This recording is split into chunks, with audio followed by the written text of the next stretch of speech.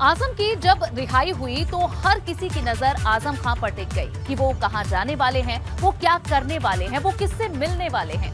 हर कोई यही जानना चाहता था। आजम की रिहाई के वक्त माहौल कैसा था वो भी हम आपको बता देते हैं। जमानत के आगे की जंग लगातार हालांकि जारी है। जुमे के दिन आजम की जेल से रिहाई हुई थी। वे जुमे के दिन ही एक लंबी जेल यात्रा से बाहर आए थे। बेटे आबिद और अब्दुल्ला दोनों सुबह सुबह उन्हें लेने पहुंचे थे, जहां सपा के विधायक फहीम भी अब्दुल्ला के साथ ही मौजूद थे। वे भी उनके साथ ही गए थे। शिवपाल यादव भी आजम के इंतजार में जेल के बाहर ही खड़े रहे थे। आजम की रिहाई के वक्त 14 थानों की पुलिस तैनात की गई थी। सीतापुर जेल के बाहर 4 सीओ को तैनात किया गया था। इसके अलावा रिहाई के बाद आजम सपा नेता अनूप गुप्ता के घर सबसे पहले पहुंचे। अब्दुल्ला और तजीन फातिमा भी रिहाई के बाद अनूप के घर ही गए थे। बाहर नारे लग रहे थे, आजम तुम संघर्ष करो, हम तुम्हारे साथ हैं। ये समर्थन था लोगों का जो आजम खां को मिल रहा था जब वे जेल से बाहर आए थे। आजम खां यूपी के उन नेताओं में हैं जिनके बयान में एक चुभन सी होती है, और अगर आजम की अपनी ही पार्टी की नाराजगी की खबरें सुर्खियों में हो तो इसकी चर्चा और तेज होना स्वाभाविक है। आजम ने उम्मीद के मुताबिक ही चुभने वाला बयान भी दिया, लेकिन इसमें एक पर्देदारी थी। मोटे तौर पर यहाँ पर कुछ बातों को अखिलेश यादव पर तंज माना जा रहा है।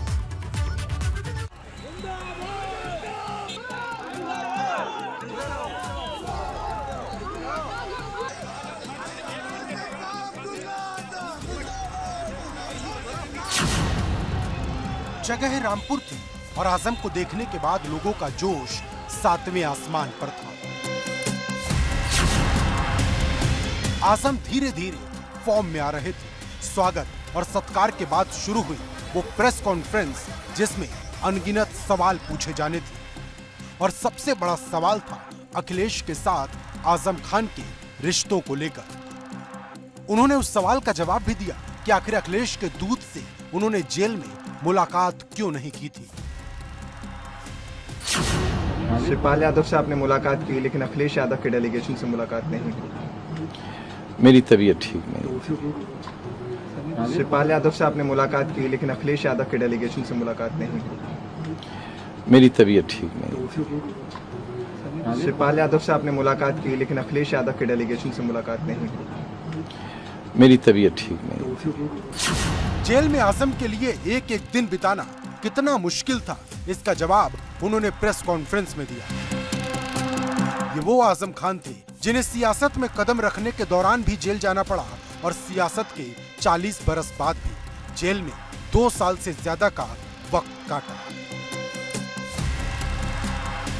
कि जब मैं LLM फाइनल सेमेस्टर का स्टूडेंट था, स्टूडेंट्स यूनियन का सेक्रेटरी था, उसी वक्त मुल्क में इमरजेंसी लग गई थी, और तब भी मैं जेल गया और 1.25 बरस बनारस की जेल में। तो जब जिंदगी की शुरुआत हुई थी तब भी जेल में था। अब जब जिंदगी अपने आखिरी दौर में है तब भी जेल में था। सर, अपने से कुछ गिला? आजम पर जितने मुकदमे लगे हैं वो अपने आप में एक कहानी है।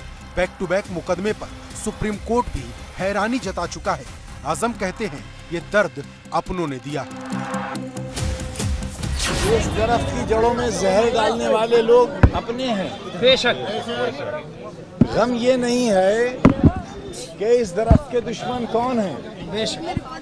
शर्मिंदगी इस बात की है कि इस तालीमी मिशन को नुकसान पहुंचाने वाले